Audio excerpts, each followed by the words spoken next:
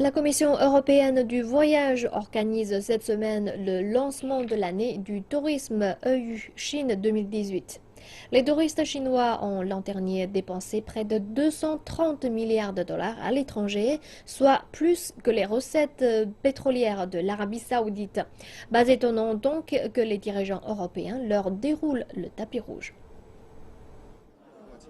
Pour la plupart des touristes chinois, l'Europe est une destination de vacances relativement onéreuse. Le vol seul coûte plus que des vacances en Thaïlande. Mais cela va changer. La Commission européenne du voyage veut que les touristes chinois en aient pour leur argent.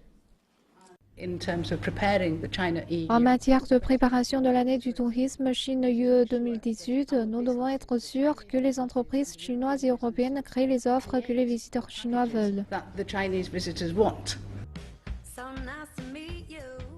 Quand on leur parle de voyager en Europe, les Chinois vont se tourner vers les classiques. Paris, Florence et Rome. L'événement d'aujourd'hui dévoile certains des trésors cachés de l'Europe, tels que les cités historiques de Pologne et de Roumanie. Les destinations que nous appelons trésors cachés commencent à susciter l'intérêt des Chinois. Le problème est que nous avons besoin d'une plus grande connectivité aérienne car nous avons besoin que les Chinois puissent atteindre toutes ces destinations. Étant donné la crise des réfugiés que traversent les États membres de l'espace Schengen, beaucoup se demandent si le moment est bien choisi pour visiter le vieux continent. Les touristes chinois peuvent se rassurer, ils ne seront pas confondus avec des réfugiés ou concernés par tout problème de la crise des réfugiés. Nous avons des équipes dans l'Union européenne qui travaillent ensemble et consolident les pays européens. Ça marche très bien.